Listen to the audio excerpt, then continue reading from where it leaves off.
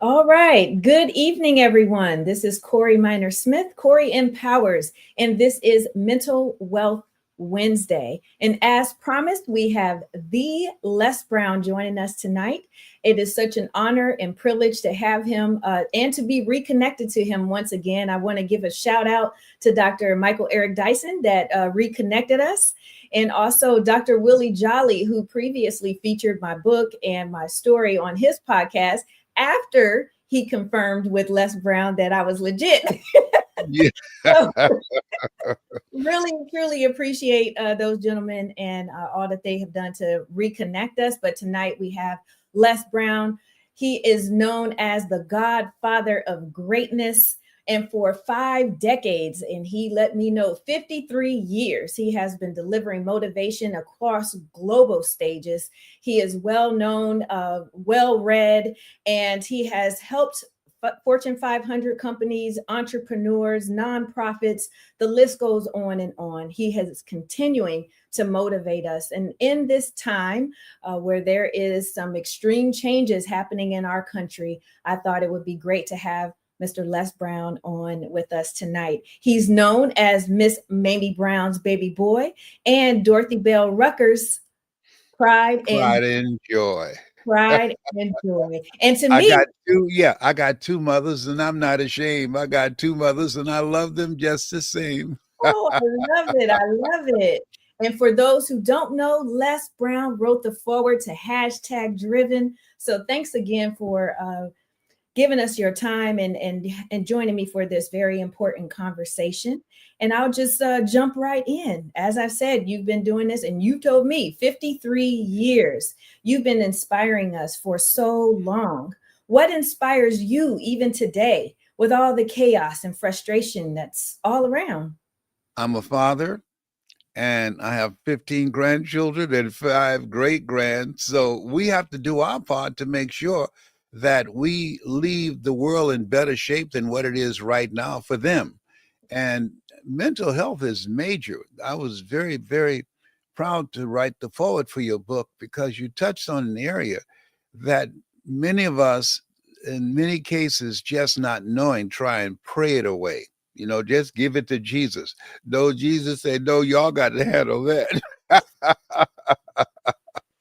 that when you look at the things that's going on politically, all the disruptions that are taking place, people still recovering from COVID. This is a time and every day we wake up, there's something in the news every day. It's not a mentally healthy climate.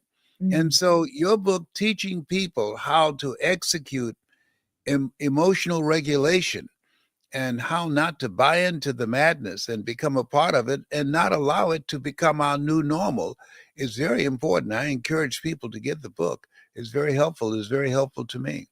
Thank you. I appreciate that.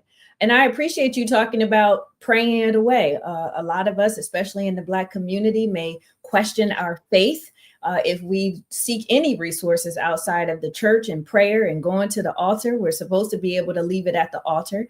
But I found it very intriguing that your Prodigy program touches on growing mentally, spiritually, and emotionally.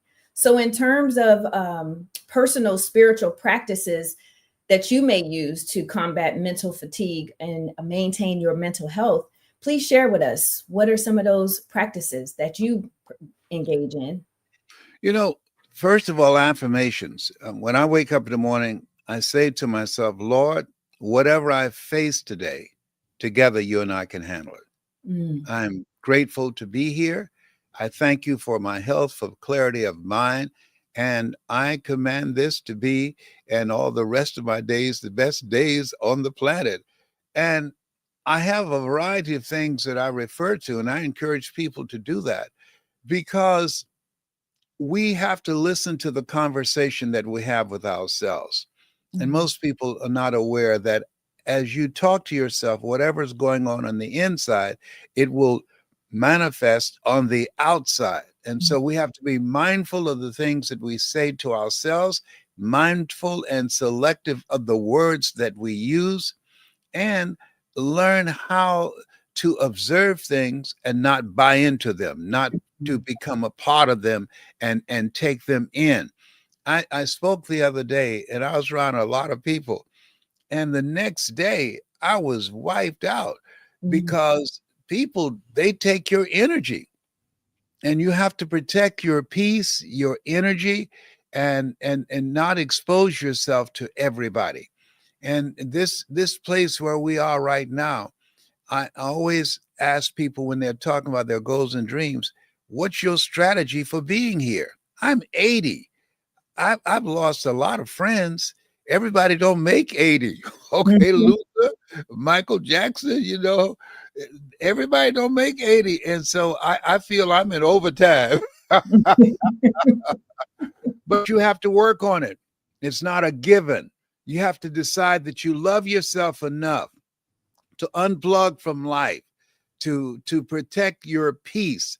Don't watch the news. I had an experience where I was watching the news, and I was checking my blood pressure, and my blood pressure went up. And so we have to protect ourselves by the things that we watch, the things that we say, and the people that we're around, the environment that we're around. It affects us mentally, emotionally, and physically. And Mm. so this is a time that we have to be vigilant on taking care of ourselves and protecting our peace. Wow, that is so important. And it seems like it's easily done, but a lot of people find difficulty in taking a pause, as I would say, to find that peace. When people just don't know what to do, like, what do you recommend that they do when they don't know how to find peace? Well, first of all, we do know how to find it. I mean, just music, Mm, exercise, find books that you can read that bring you a sense of comfort. The Bible. When we think about where we are now, we are victims of what I call weapons of mass distractions. We're mm, being distracted. And so we have to make a conscious, deliberate, determined effort to protect our peace, the things that we watch, the things that we say to ourselves, the things that we listen to, and the relationships that we have, the environment that we're in. There, one of the things that I was speaking to this group the other day, and I was referring to something that I read in the book called The University of Success by Og Mandino, who wrote The Greatest Salesman in the World. And he said the major reason that most people don't achieve success is because they allow themselves to be sidetracked by secondary activity.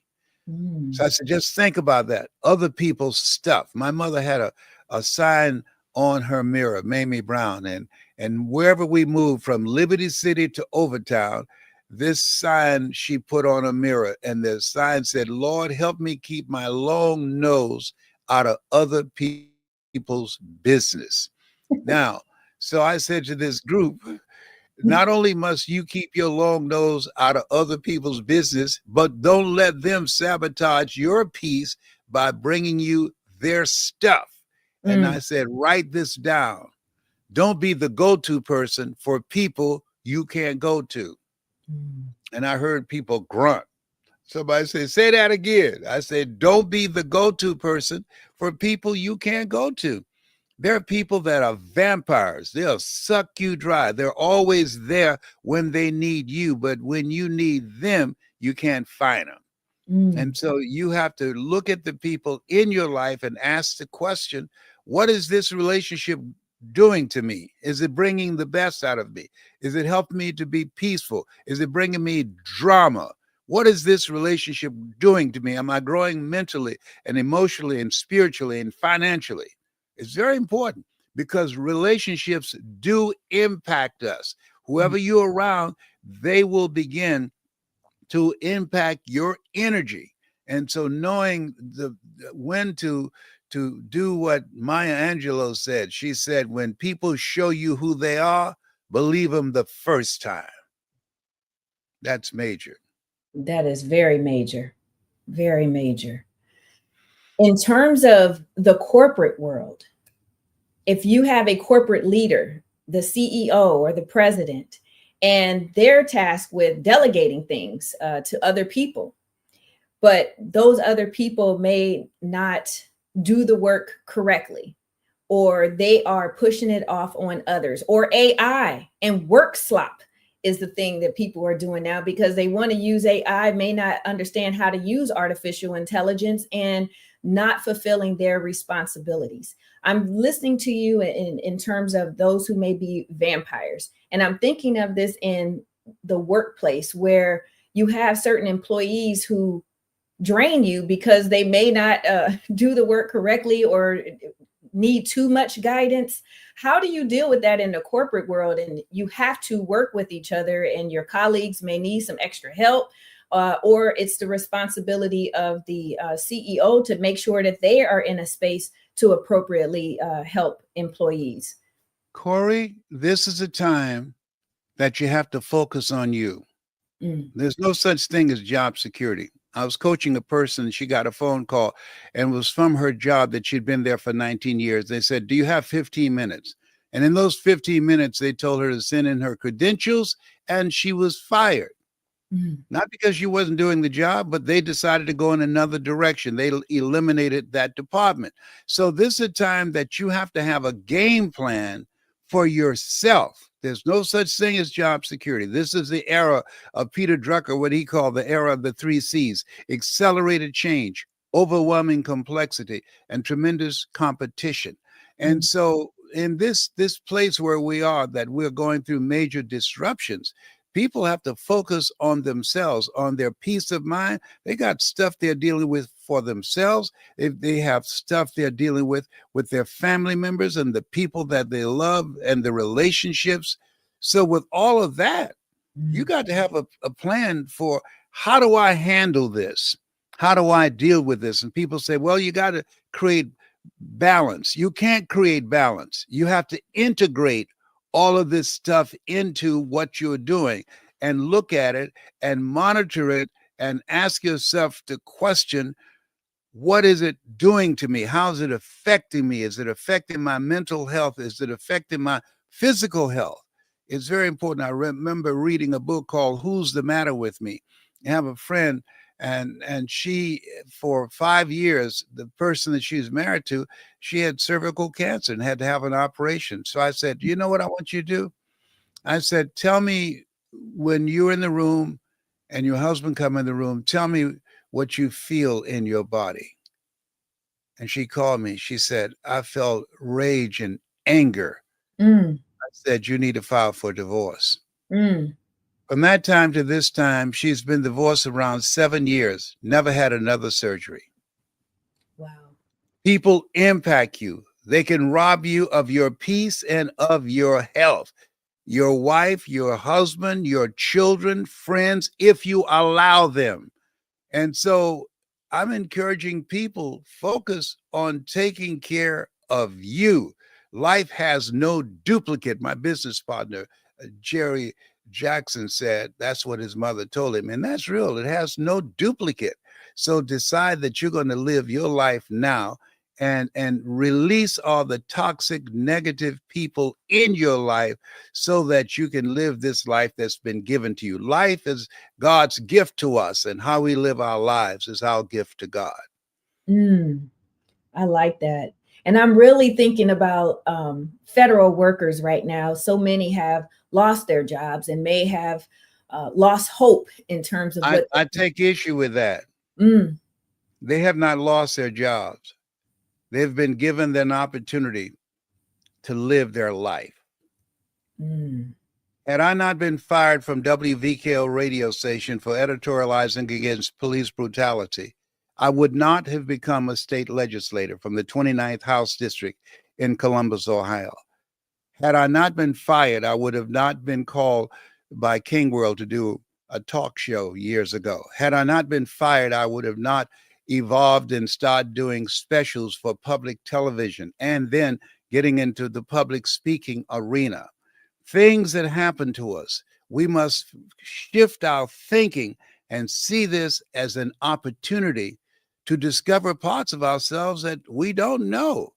There's a quote I love very much: in life, you will always be faced with a series of God ordained opportunities, brilliantly disguised as problems and challenges. Yes. At the time that I was fired, I thought that was a bad thing. And we all have experiences in our lives. Life is lived going forward. And there are things that happen to us when we look back, we realize had it not been for those things, we would not be who we are now. We've all had experiences of having a relationship and it ended, and we saw the person years later, and you ask yourself, what state of mind was I in? When I was up in there and tried to stay there and get some counseling and help up in here, up in here. It's called delayed enlightenment. This Yeah. thing called life, it's there goes a second, there goes another second, and it picks up speed when you have a lot of bills and you're catching a lot of hell. And you know, when I wake up in the morning, I'm still shocked. I'm 80. I used to think people in their 40s were old. Now that I'm 80, I look in the mirror, I say, where you been? I feel like I served at the Lord's Supper, but I got some big tips up in here. All right. Who does this? 80? Are you kidding me? Wow. And we're here because of God's grace and mercy. There are things that we are supposed to do. I had a classmate call me around 2 months ago and he said, hey, man, I see you all over the internet. I said, well, what are you doing? He said, I've lived my life. I said, you've lived your life? I didn't know when you taking a dirt nap, they give you phone privileges from the cemetery. You still got a pulse? You talking about you lived your life? Sit your behind around looking at Netflix and talking about who's the GOAT, LeBron or Michael, and you can't even afford tickets? Come on, give me a break. Life is for laughing, for living, and loving. Yes. Yes. I like what Henry David Thoreau said. He said, I like to get life in a corner and suck all the marrow out of it.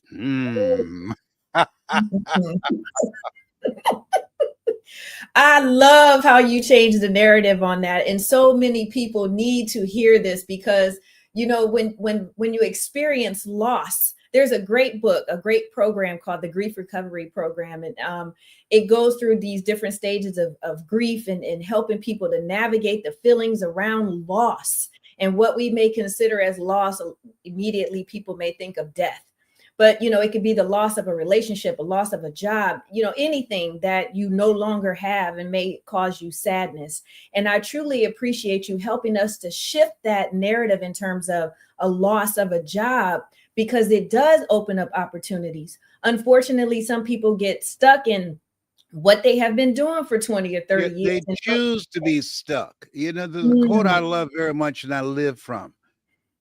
In life, when you don't have enough courage or insight to know you have outgrown a situation and it's time to move on, life will move on you. Oof. Okay. Got to be Okay. And so many people stay overtime because of lack of courage. And Mm. that's a choice and a willingness to ask themselves, why am I here? You know, Mark Twain said the two most important days in our lives, the day that we are born and the day we realize why we were born. Yes, yes, yes, yes. And taking value in our own lives. And then you won't have that friend saying that they live their life. You got to live it to the fullest as long as you're breathing. Absolutely. Most people are dying unlived lives. And Mm. family members and friends have to have GoFundMe's to bury their behinds. Come on, give me a break. Yes. This is an incredible time with all the stuff that's going on.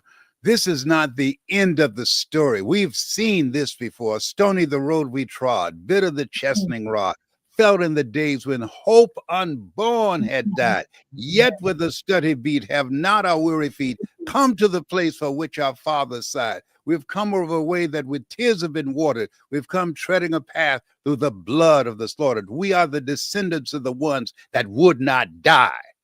No, no. This is nothing compared to what we have gone through as a people. And this too shall pass. It's not here to stay. Trust me, life is like a roller coaster. Sometimes you're up, sometimes you're down. Sometimes things go well, sometimes they don't go so well. You remember that brother who had that song called "If It Ain't One Thing, It's Another." Yeah, yeah, yeah. And like Biggie said, more money, more problems. We got to be built for the ups and downs of life, for sure. I just want to take a moment to thank everyone who is tuning in to this episode of Mental Wealth Wednesday featuring the Les Brown. And Les, I just want to let you know we have received a comment from Shauna King. She has noted your 80 years and says you look good. So Oh, thank you, Shauna. Come on, baby. That's what we talk about up in here, up in here. and she also agreed that releasing toxicity is so very important. And we have to understand what is causing the drain in our lives so that we can move forward in a more positive way. And I want to recommend a book for people. It's called mm, The Road to Your Best Stuff. It's written by Mike Williams. The Road to Your Best Stuff 2.0. He saw this Les Brown before I saw him. I found in life it's very important to have someone in your life that believes in you until your belief kicks in. When Paul said, I must die daily, that's a mandate for all of us. We mm, were built for greatness. We were not built to get on a job and stay there and expect to retire after 40 years on 40%, which was enough in the first place. We have talents, abilities, and skills that we have not reached for. I remember Dr. Miles Monroe, who was one of my most famous mentees. He said, Les Brown, he said, there's no success without successors. I said, what are you talking about? He said, hey, you got to start training others. All of us have an expiration date. And mm, so your work now, your new assignment is helping others learn how to get to where you are. But the other thing that he said that I love, he said, rob the cemetery of your yeah, voice, of your story, of your talents, of your abilities, of your skills. Rob the cemetery of your genius.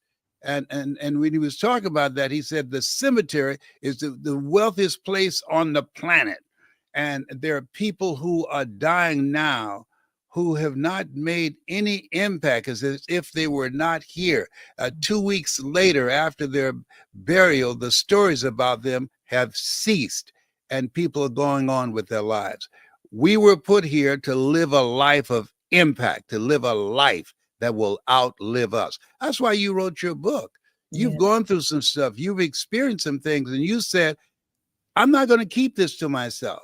I know that there are other people who are going through the same thing that I went through with my mother, and I'm going to help them. And I'm going to produce this book that will give them some ideas and take them to a place in themselves that they can't go by themselves to equip themselves to navigate being a caregiver and just handling all the stuff that's taking place in life.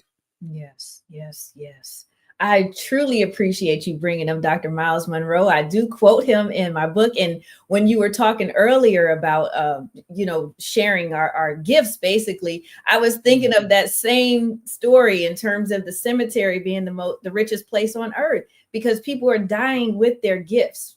And we need to share our gifts with others. And I, again, thank you for coming on and sharing your gifts, because you have the gift of motivation and just upliftment. And you're doing so much for me right now during this conversation. So I do appreciate all the gems that you are sharing with us. And with Thank you. that, yes. And with that, just the hope, just hearing, your experiences and what you've even shared just tonight. What are some signs of hope that you see in our communities, in our culture? There are people that's doing some incredible things. There's a major shift in wealth that's taking place. And there are people who are acting on their ideas, who are leveraging artificial intelligence. They're not intimidated by it. They're using it. And part of what I'm doing now is speaking to groups to teach them how to make yourself irreplaceable. Right Mm, now, the people that are working on jobs, over 73% are stressed out, wondering when they get an email, does this mean this is my last day? Will my department be eliminated? Yeah. There are people who have mixed emotions about the job that they're on. They don't like the job, but it pays the bill. They don't like the job, but also at the same time, they hope they don't get fired. Now, that's what you call mixed emotions. Seeing somebody drive off a cliff in your car. You Mm. glad they're gone, but not in your car. Oh my God, why did you get somebody else's car? I'm sorry, I didn't take my medication today, Corey. Oh my goodness. Oh my goodness. Yes, mixed emotions, mixed emotions. A lot of people are, feel stuck in a job that they hate, but they don't know what else to do. But as you said earlier, we need to have courage and we have to build up things that we can rely on because we cannot necessarily rely on a job no matter how long you've been there. And we see that more now than ever before. Yeah, At and least in my lifetime. yes, I had a friend who told me after her husband told me I should go back to radio and give up this crazy idea of speaking for AT&T, Procter and Gamble, McDonald's Corporation, General Electric, IBM, Xerox. He said, there's nobody that looked like you on these stages. You are wasting your time. You were good in radio. Go back to radio. And she said, he watched me and my mentor, Mike Williams, who wrote The Road to Your Best Stuff, go to the car. And she asked him, do you think he's going to listen to you? And he said, no. And she said, I was shocked. She said, why do you think he's not going to listen to you? He looks up to you. He respects you. He's paid you a lot of money to teach him how to speak to corporations.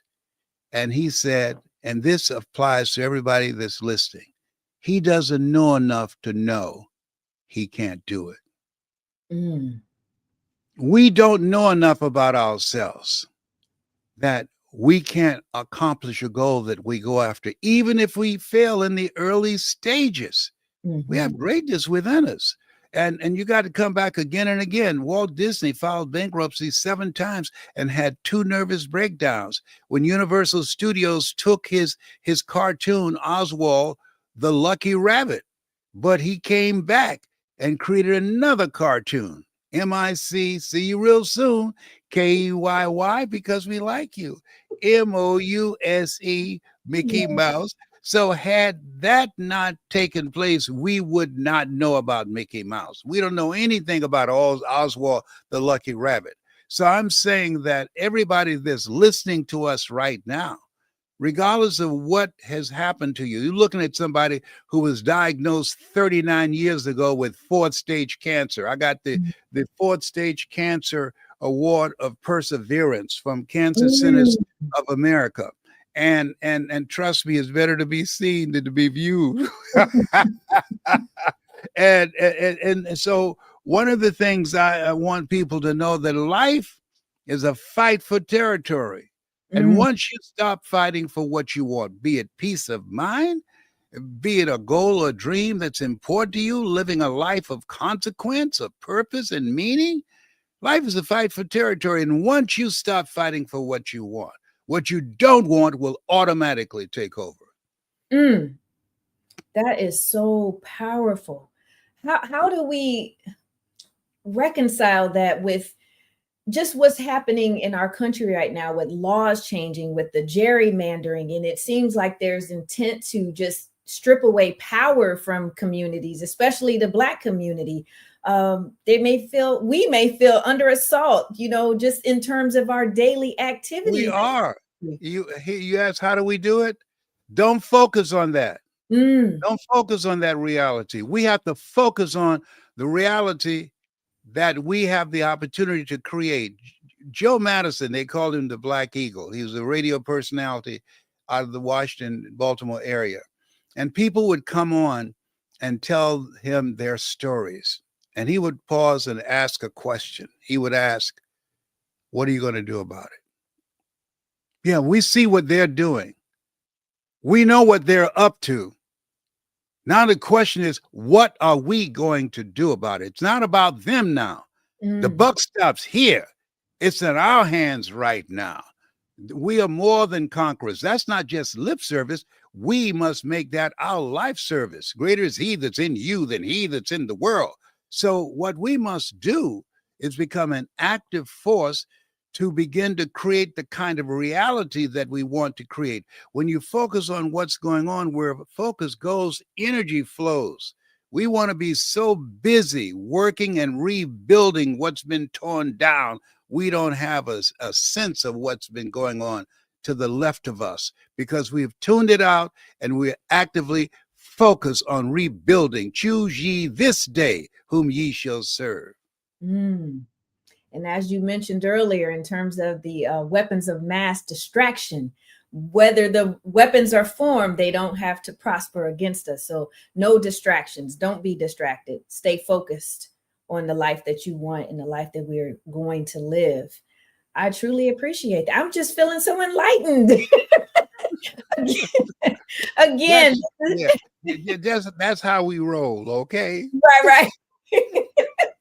You know, there's something that you told me so long ago, because my last name is Minor, but you call me Corey Major because there is nothing minor about you. And I truly appreciate how you always just help to encourage people. And it seems to come so naturally to you. Like, you know, you can just pick up on someone's issue, pick up on a corporation issue when you're helping a major corporation. How do you pick up on the things that are needed in a particular environment or with a particular person when you're coaching?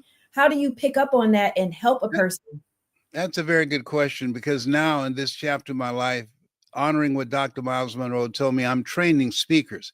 The speaking industry has been governed by the Dale Carnegie course, which is a good course. They teach, tell them what you're going to tell them, and then tell them what you told them. I go the opposite. I train my speakers, never let what you want to say get in the way of what your audience needs to hear. Do your research, and all that get understanding. Find out what they are facing. Find out what's stressing them out, and use your story to create an experience. Oliver Wendell Holmes said that once a man or woman's mind has been expanded with an idea, concept, or experience or story, it can never be satisfied to going back to where it was. Many speakers, they want to do an information dump or just tell their story.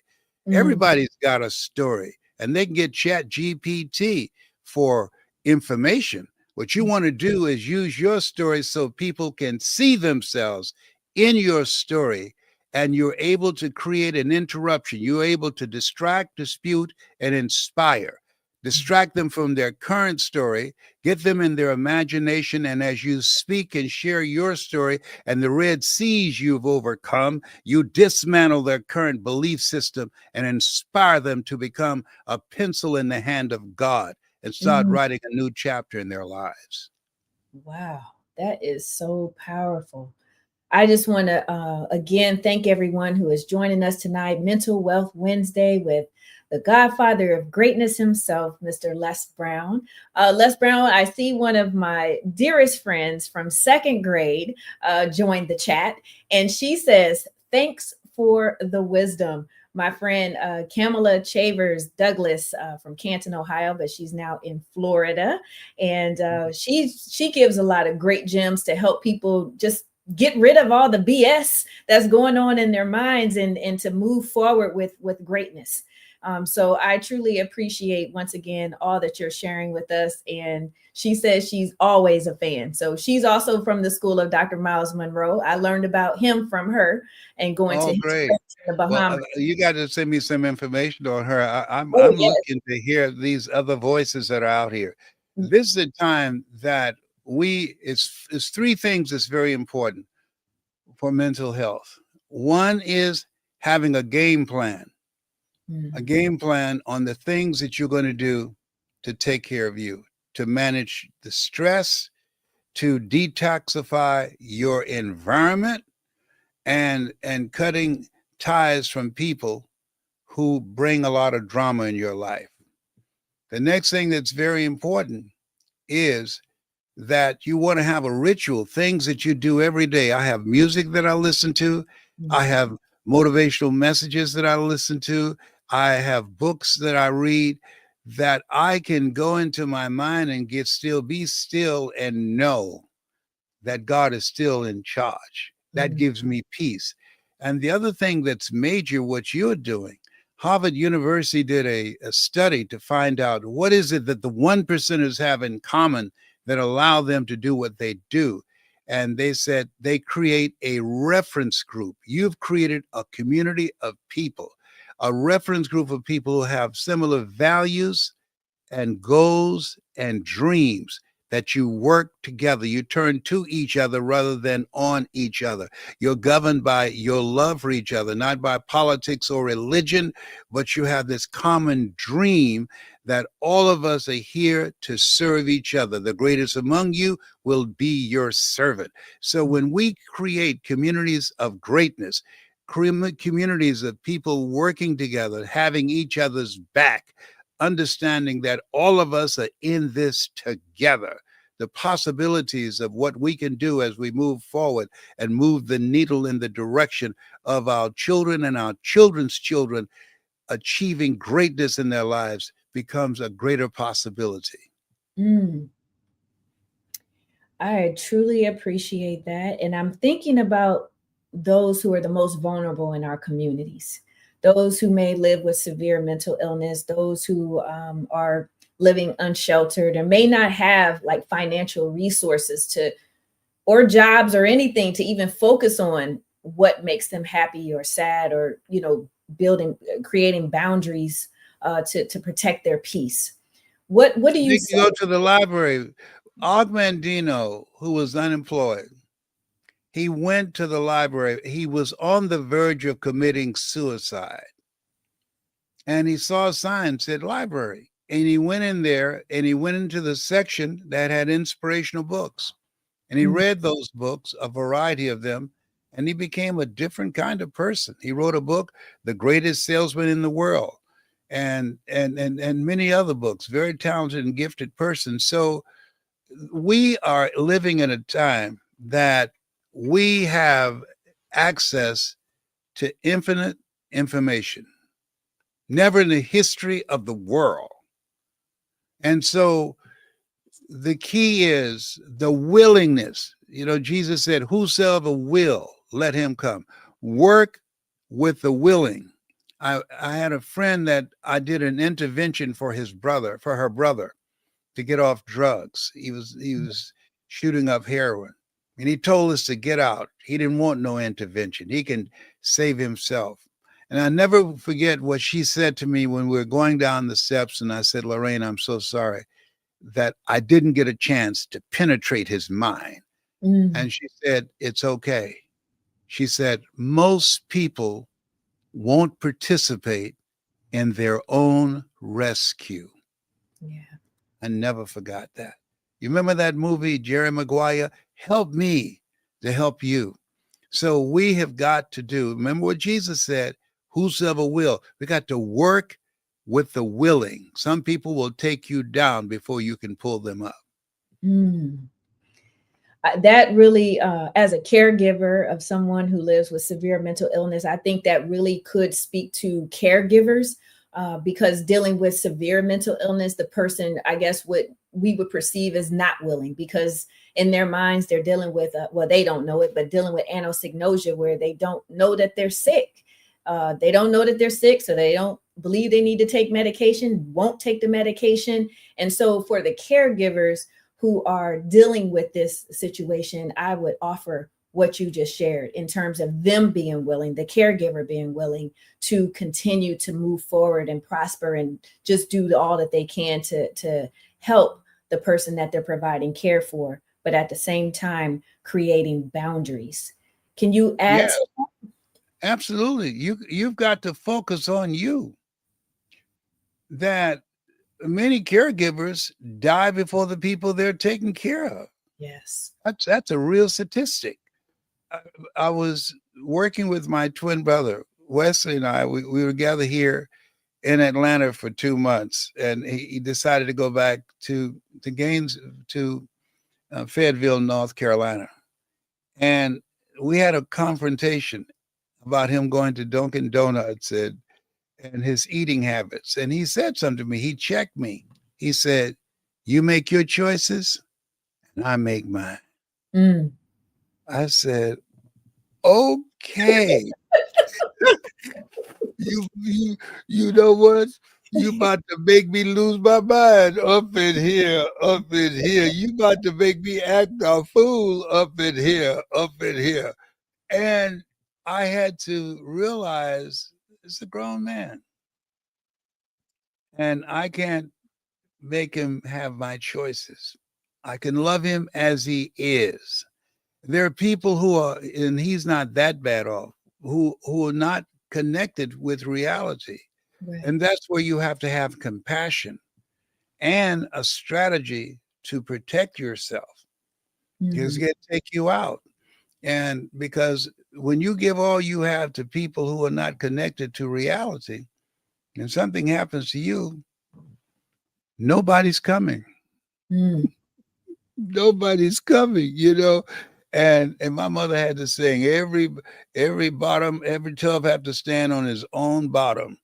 Mm-hmm. And so you have to have your boundaries, but you've got to put your oxygen mask on first Yes. so that it doesn't take you out. And this is major.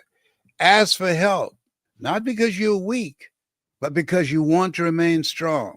Yeah. And ask for help and don't stop until you get it. Amen to that.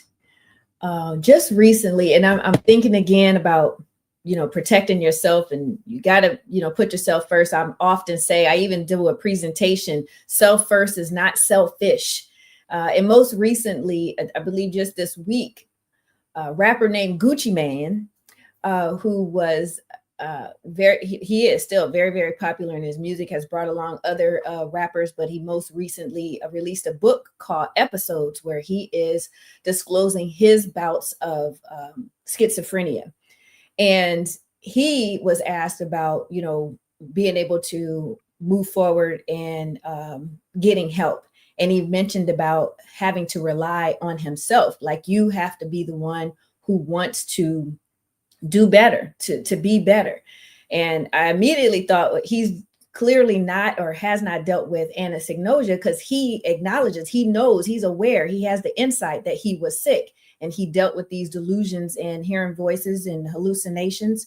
So I'm bringing all this up because there's a lot of stigma associated with mental health, and for sure severe mental illness, because it's likely the stereotypes that we see portrayed in the media, in movies, those who are being violent, doing things that we don't want to identify with. But with Gucci Mane now coming out, and others have historically come out about their mental health issues, Charlie Pride, Eldridge, he used to play for the Green Bay Packers. Lionel Eldridge. He was one of the first that I heard of his personal account. How important do you feel it is for people who have a platform to share about their mental health conditions or struggles, and just showing how it's possible and what resources they may have used to help other people know what they can do if they find themselves stricken with mental health conditions? I think it's very important, but I think they should get coaching on how to do it. Because when you talk to an audience and you take them deep in the weeds about your story, 80% don't care. And 20% glad it's you and not them. I have a son who's bipolar schizophrenic. And it's a painful thing when you participate in bringing somebody in the world and you are known for motivating people around the world, and your own son can't hear your voice. That's painful, okay? And I saw it earlier, but I didn't see it. I didn't know the signs. We have to educate ourselves because mental illness is real. And so I didn't know what I was looking at. And finally, after he got so far down the road and was cycling, someone said, "Let me tell you what's going on here." Because that person was bipolar schizophrenic. And I asked them to help me. And so this is a time that we have available to us the ability to educate ourselves, to Google what are the symptoms and what are the things that we need to do. How can we get others who have a professional eye who can see what we can't see, have skills and knowledge that we don't have, to help them to become stabilized and live a normal life, because it's possible. Mm. I truly appreciate that. Not um, knowing how to talk about it and not Yes. drowning the story. I saw a lady and I tried to talk to her before, and then I realized there's a quote that said, "The lips of the wise are sealed to the ears of the ignorant." And so this is a conference. They're talking about trauma. She Mm, said, "When I was 5 years old, I saw my father shoot my mother in the head, mm, and she bled to death in my arms." And she paused. People gasped. She said, "Today I want to talk to you about how I overcame that trauma." Well, let me tell you something. When you open like that, somebody said, "I need some weed with THC." Are you serious? What you talking about? Do you have some moonshine back there? Are you serious? You dropped that bomb, and she was so graphic on how she described it. She took us there. mm, And the first thing you would wonder, why aren't you in a mental institution, and are you gonna kill us? mm, mm, mm, mm. So there's a way, there's a strategy. They said of Jesus, never spec a man. And it's not enough just to tell the story. The key is to tell the story strategically so that the audience see themselves in the story, and you're able to give them actionable steps on how you navigated that, how you dealt with that. And there are things that you need to allude to, but you don't need to call no names, and you don't need to be very graphic, because people get stuck and distracted Yeah. by the things and the picture that you painted in their minds. Mm. I'm stuck. I'll go pray for you. I'll pray for you. Oh, yeah, okay. I can see how that could be distracting and wanted to figure out the steps and how to be able to apply that to my own life if I were in that presentation. Okay. Wow. I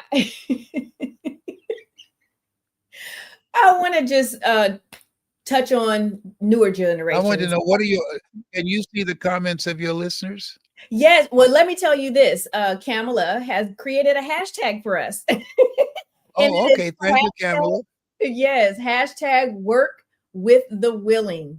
So it's play on what you said earlier in terms of, those who are willing to move forward. And I've mentioned Mhm. about Shauna. And I just want to also thank again everyone who has joined us this evening with Mr. Les Brown, Mental WELLth Wednesday. If you have any questions, please feel free to put them in the chat and we'll answer them in the few minutes that we have remaining. And just tapping into your wisdom. We have social media now. It is causing some big problems with our youth. Suicide rates have increased, and a lot of it has to do with the negative activity on social media. How do you address this with your audiences? Do you address or talk to youth in some of your programming, and how Oh, would yes, yes, yes. But I haven't done as much as I'm going to do now. I started out training youth in Miami and Washington, D.C., the Marion Barry Youth Leadership Institute, and in Chicago. When we were kids, at least me, I'm much older than you, we had access to three medias. We had NBC, CBS, and ABC. Mm, Now, these kids have exposure to everything. yeah. Many of the people who have been pioneers in artificial intelligence don't allow their kids to have phones, have tablets, because they're suffering from brain rot and they're too young to have their minds exposed to all of the information that's on the internet that they can't process it. Mm. So this is a time that we have to monitor ourselves, our intake, and our children. We not only have to look at who their friends are, we got to look at what are they looking at, and don't buy it just because it's fashionable. Right. And so when we begin to look at our kids today, we have to be very close to them, because I saw where a mother took her son's phone and he killed her. I And did. that's, yeah, and that's not uncommon. So this is a time when you think about all we have going on in the world now. Every day there's something, and then we are being manipulated by what I call the internet algorithm, manipulating our mindset and our thinking. And they do behavior marketing. When I'm online looking for something, how to get a six pack, and then I see all these pictures and other programs. Oh, how to get a six pack in one weekend.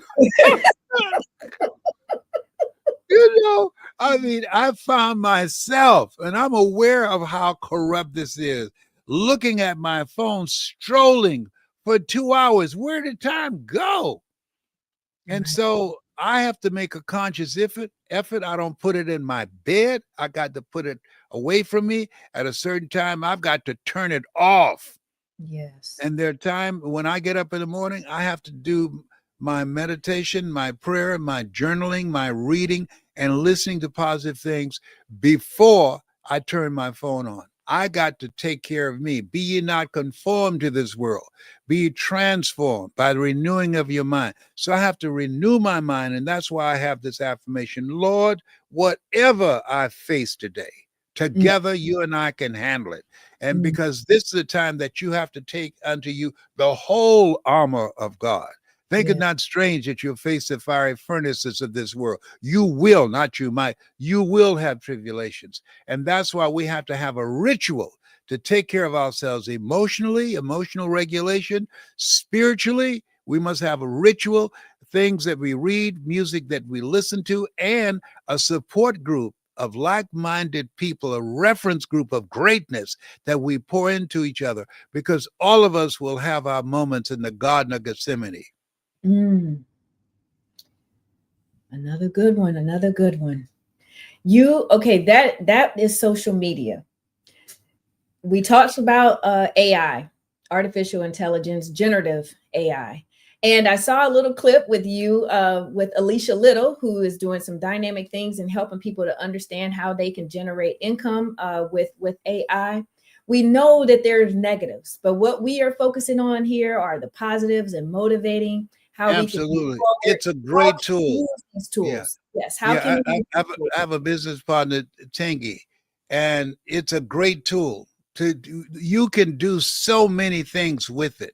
This is a time, artificial intelligence, they say that's going to replace over 300 million jobs in less than 3 years. Okay. Now, you only will be replaced by artificial intelligence if you're not creative, if you're not learning, and if you're not innovating. Peter Drucker said, we're in this space where we must be willing to unlearn, learn, and relearn.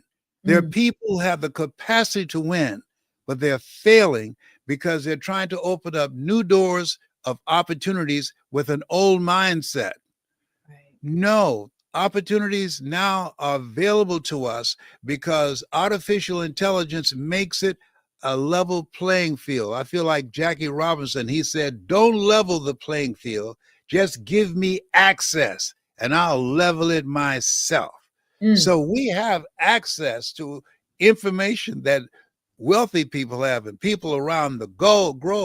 So what we've got to do is step away from our programming of being consumed by entertainment. If this interview had been with Cat Williams and Shay Shay, you have millions of viewers, because we've been programmed to consume entertainment. Your program is designed to empower people, to educate people, to expand their vision beyond their mental conditioning and circumstances. And so in order for us to step into our greatness, we were created by the creator to create. Yeah. We've got to step away from the things that we once did because they no longer serve us, and begin to be willing to learn, to pivot, and to upscale our knowledge and our skill set, and be determined and relentless to overcome the obstacles that will be in our path to get to the other side, and we'll be stronger because of it. All right. Holding on tight to the strength that it will get us through, and got you through to the 80 years. Yes. Yes, I'm telling you, honey. I tell you, this is, I mean, sometimes, I used to hear my mother say, "Oh, authors bother me." And I said, "Mama, who's Arthur?" She said, "Don't worry. You live long enough, you'll find out. I know Arthur. My right behind and remind me of Arthur. I got arthritis."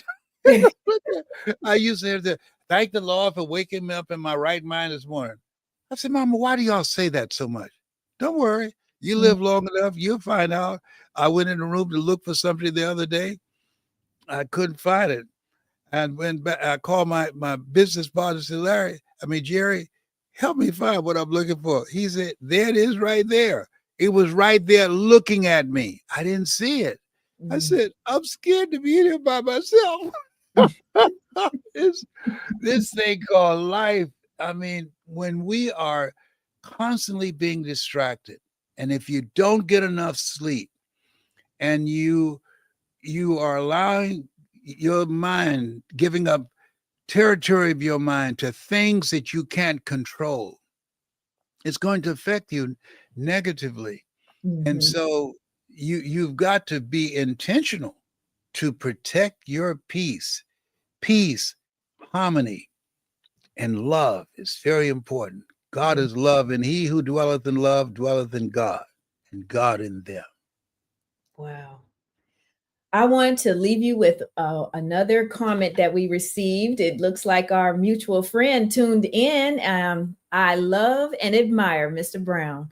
And that is from Dr. Michael Eric Dyson, who reconnected us. So, yes.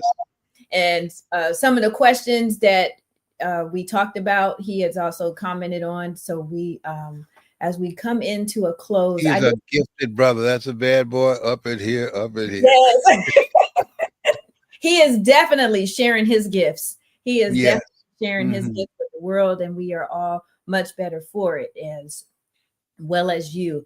And I think about, you have such prolific words that you share that are just so uplifting. And one I saw is one of your popular quotes: "You're never too old to set another goal or to dream a new dream. Life has no limitations except the ones you make. Don't let someone else's opinion of you become your reality." I want to give you another one. Yes. My grandchildren ask me, Papa, that's what they call me, when we go into the future, what would you like for us to remember? And I said, live your life the way you want to leave your life. That way you live a life of no regrets. I don't work. I'm doing what I love to do. A job is what you get paid for. A calling is what you are made for. A calling is something that you love so much you do it for nothing, but you do it so well that people will pay you to do it. So if this was my last day on earth, I would not have missed this show, because this is why I'm here. I was born to do this. And thank you for inviting me. Absolutely. Thank you. And as a part of our legacy that we want to leave, I'm going to ask you to answer this one last question from Kamala, who says, how much should we tell of our story? So as we're telling our story and creating our legacy, how much of our story should we tell? Kamala, remember, it's not about telling your story. You want to ask, what is it that you've experienced that the audience needs, and allude to things in your story. Don't go into detail, because they will begin to condemn you and judge you. Just say, this is something I had to overcome. and let me show you how I did it. Because all of us, life be lifing, and we have to deal with things. It's this is no place for therapy. You are on a mission to use your story to take an audience to a place in themselves, individually and collectively, that they can't go by themselves. I hope that's helpful to you. Yes. Now, she can also email me at lesbrown77@gmail.com, and I can hook a sister up. All right, Kamala, hold them to that. All right. Thank you so much, everyone, for joining us for this episode of Mental Wealth Wednesday with the Godfather of Greatness, Mr. Les Brown. Thank you so much for joining us this evening, Mr. Brown. It was always a pleasure to just see your smiling face. I'm so glad that you are continuing to do what you love to do, because it is definitely a blessing to all of us who continue to watch and learn from you. So thank you again for joining And me. thank you, Corey Major. You are so welcome, and thank you. I truly appreciate you. Good night, Thank you. everyone. Bye for now. Bye-bye. Bye-bye.